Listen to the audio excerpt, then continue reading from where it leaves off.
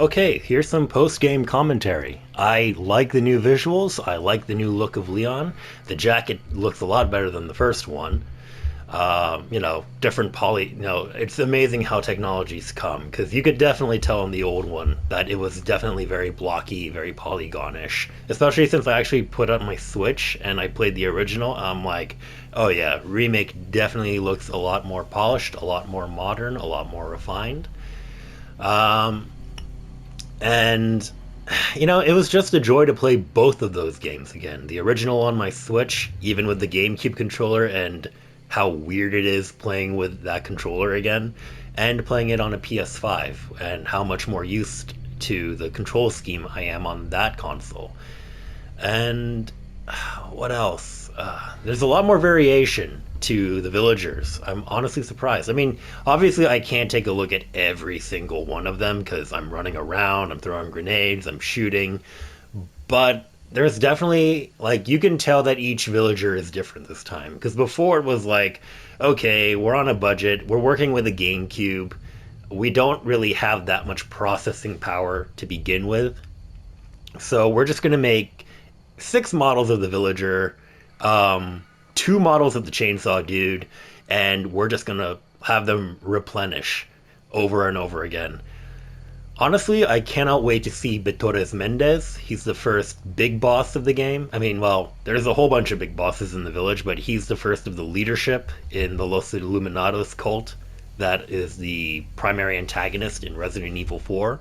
So I can't wait to see how old Bitores looks in the new game. He's gonna look crazy, especially when he reveals his true form.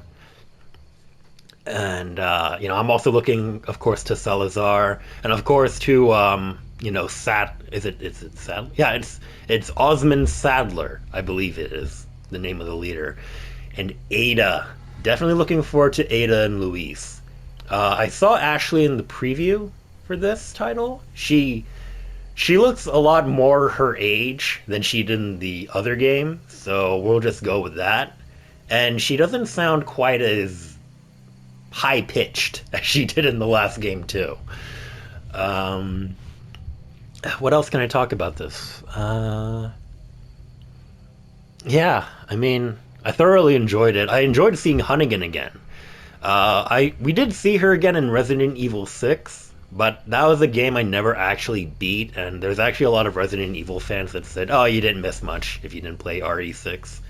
I guess it's a game that a lot of like older Resident Evil fans are like, could have, it wasn't the best. So, so they always say, "Oh, you could skip that. Oh, that wasn't that great." But I actually think I will play 6 again at a later point. Mostly because I have Resident Evil 1 Remake, RE2, and RE3 remakes. And I also have RE5 on my Switch, and I downloaded RE6 on my Switch also. So maybe I will get around to playing 6 again, just to know what on earth happened between 5 and 7. Because eventually I do want to work my way up to 7 and 8. I haven't played Village and I haven't played Biohazard, which were the newer ones that came out recently. So hopefully this game will, just like the previous one, introduce me once more into the Resident Evil genre, Resident Evil franchise, and, we can go from there. So yeah, I hope you enjoyed my post-game commentary. If there's anything I missed, well, maybe I'll cover it when I actually do recordings for RE4 Remake. Anyway, this is Golden No Games, signing off.